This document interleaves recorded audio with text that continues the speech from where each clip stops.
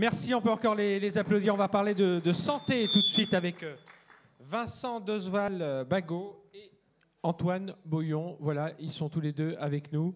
Messieurs, bonjour. Merci d'être avec nous. J'avais juste un petit mot pour Hugo qui cherche 4 millions d'euros en levée de fonds. Je crois que Franck, là, il est avec Crêpe-Up, il a pas mal levé, il a un peu de surplus, donc il peut aller le voir. C'est ce qui vient de me glisser à l'oreille. Alors, messieurs, bonjour. Merci d'être avec nous. Donc, Antoine Boyon, donc Silbo, on est dans cet univers de la santé, de la e-santé, et c'est de comprendre un peu ce focus sur la digitalisation du secteur qui est en pleine accélération. Mais nous dire un petit mot sur ce que fait Silbo. Oui, alors bonjour à tous. Donc Silbo, nous, on aide les établissements de santé dans la gestion des flux. Ça veut dire quoi concrètement? On aide les établissements de santé sur la gestion des transports, transports sanitaires, transports de brancardage. Et puis, particulièrement en ce moment, on aide les établissements sur la gestion des lits. Donc, on leur permet d'avoir une visualisation des lits en temps réel et en prédictif pour pouvoir optimiser les ressources, pouvoir placer les patients dans les bons lits au bon moment. Voilà, c'est ça la gestion des flux dans les établissements. Ce qui nous inquiète tous un petit peu, c'est de se dire, il le faisait comment avant? Il faisait ça, c'est du tableau Excel, voire même Excel, on est déjà trop digitalisé. Ouais, c'est surtout du téléphone. Il y a des établissements de santé aujourd'hui où ils payent des collaborateurs pour aller compter le nombre de lits en fait, avec des crayons à papier, voilà. Ça c'est toujours le cas. Hein, dans les gros centres hospitaliers aujourd'hui, en Bretagne par exemple, c'est encore le cas.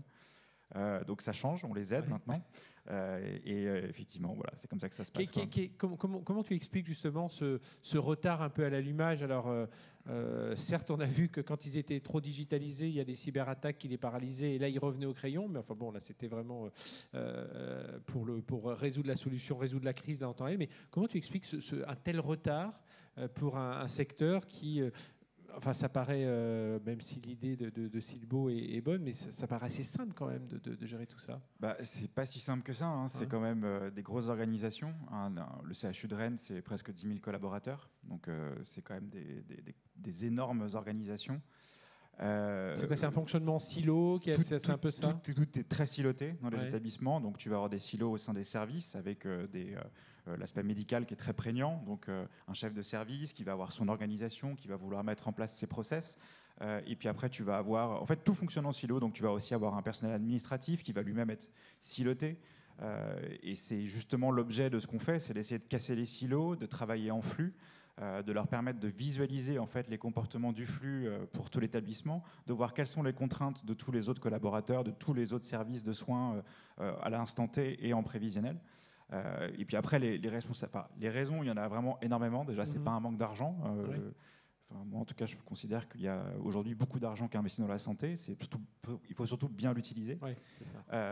Et puis après, c'est aussi, il faut prendre le temps d'acculturer les gens à ces nouvelles façons d'envisager les choses, que ce soit le personnel administratif, puis les responsables. Et est-ce que la crise du Covid a fait un peu changer les choses? Parce qu'on l'a vu, c'est vrai qu'on a été tous un peu surpris, de tout l'aspect tragique évidemment de toute cette pandémie, mais d'entendre des hôpitaux qui ne savaient pas exactement combien de lits ils avaient de disponibles. On a tellement de témoignages de gens qui ont été promenés d'un hôpital à l'autre parce qu'on ne savait pas et on les renvoyait ailleurs. Est-ce que là, depuis, cette prise de conscience a été plus forte selon toi?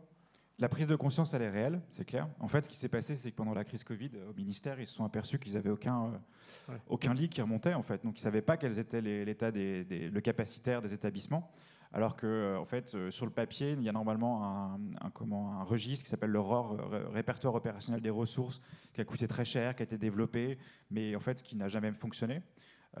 Donc, la situation, elle est quand même assez problématique aujourd'hui, faut être très clair. On est sur la bonne trajectoire, les choses vont se faire petit à petit. Faut être optimiste mais très lucide, quoi. Donc c'est pas encore gagné, et surtout la situation en ce moment elle est quand même assez tendue, quoi.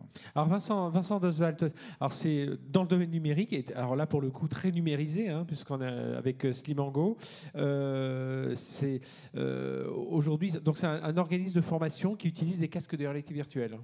Voilà, si je résume très rapidement.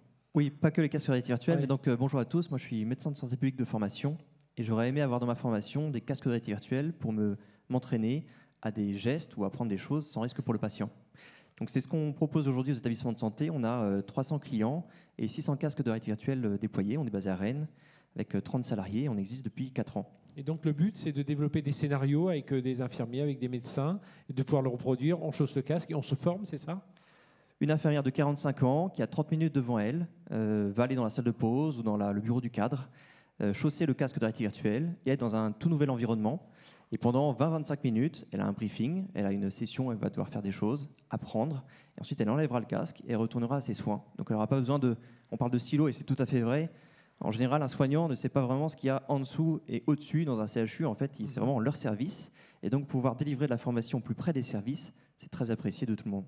Oui, et puis, c'est quoi, par exemple, tiens, le scénario phare développé par Simango?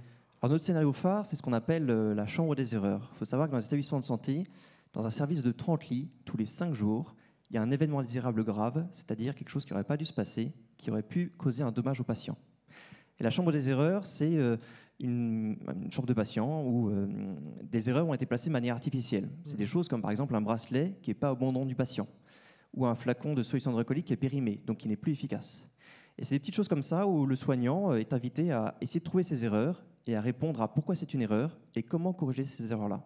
C'est resensibiliser en fait à des choses auxquelles on ne fait plus attention, de la routine, pour améliorer au final la prise en charge du patient. Alors justement, aujourd'hui, un peu comme dans le cas d'Antoine, ton challenge aujourd'hui, parce que j'imagine qu'une fois qu'on a compris un peu le fonctionnement, on se dit qu'il faut y aller, c'est l'acculturation, c'est vraiment faire connaître, c'est la sensibilisation autour de ce numérique et montrer à quel point ça peut rendre service, quoi.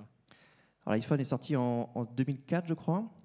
Aujourd'hui, tout le monde a un smartphone. Bon, la réalité virtuelle, pour moi, le premier casque grand public est apparu en 2018 avec l'Oculus Go. Oculus, marque qui a été rachetée par Facebook. Ouais.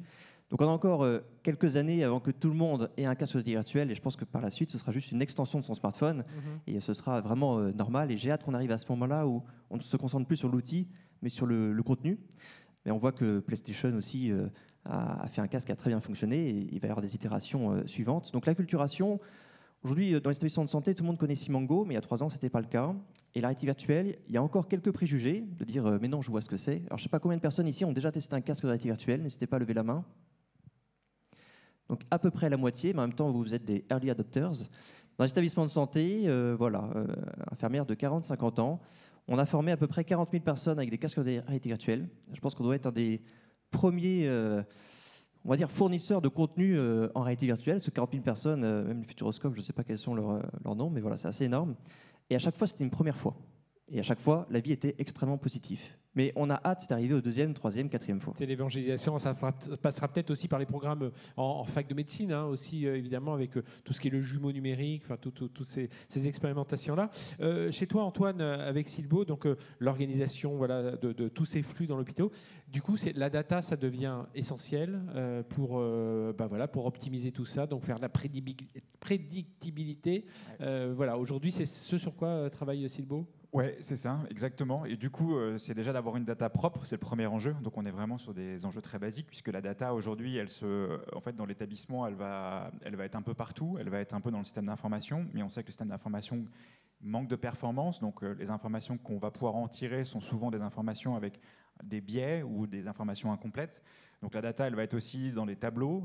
Aujourd'hui, tu as dans les services de soins, tu as plein d'inscriptions ou de papiers. Donc, c'est d'essayer de trouver déjà la bonne façon de la collecter. C'est hyper important de bien la collecter avant de pouvoir la faire parler. Parce que si tu la fais parler trop tôt, en fait, tu vas donner toi aussi une information biaisée, donc qui va empêcher que ça marche, quoi, ce que tu veux faire.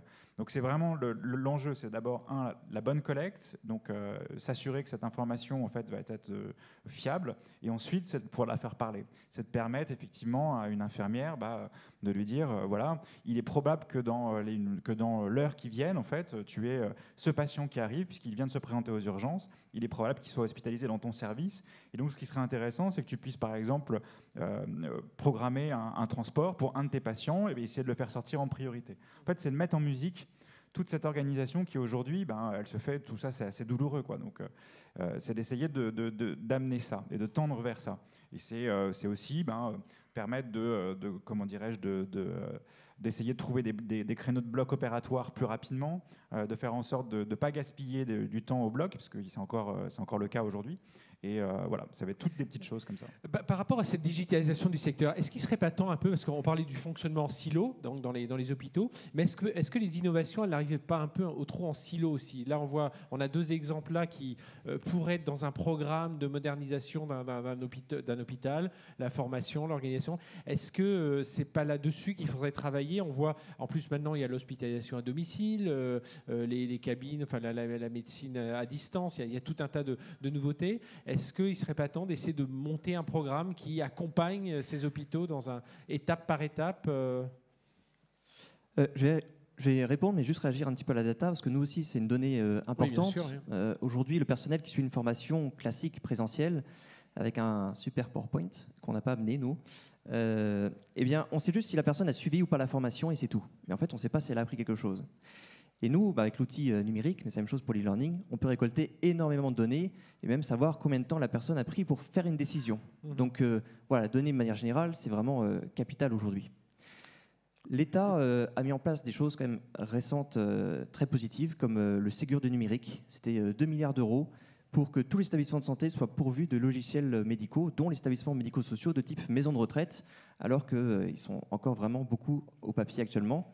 Et il y a aussi le plan accélération numérique, qui fait partie du gros bloc France 2030, où là, c'est 7 milliards d'euros pour vraiment aider à ce que tout le monde communique et qu'il y ait de l'argent dans la formation, dans des territoires d'établissements pilotes, expérimentation. Donc, voilà, il y a énormément de choses quand même qui sont mises en place par l'État.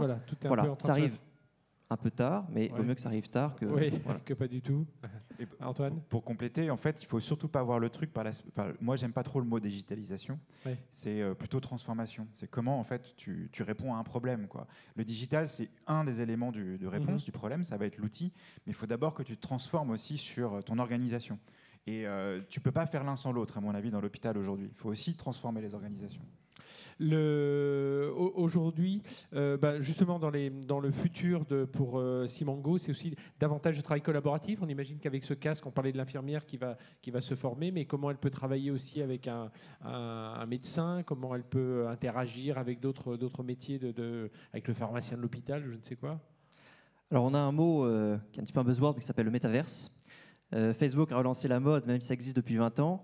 Aujourd'hui, on est arrivé à un niveau de maturité, que ce soit du matériel, mais aussi des personnes, pour que ce mot ait un vrai sens. Aujourd'hui, on a formé plusieurs milliers de personnes avec la réalité virtuelle, ce n'était pas forcément évident.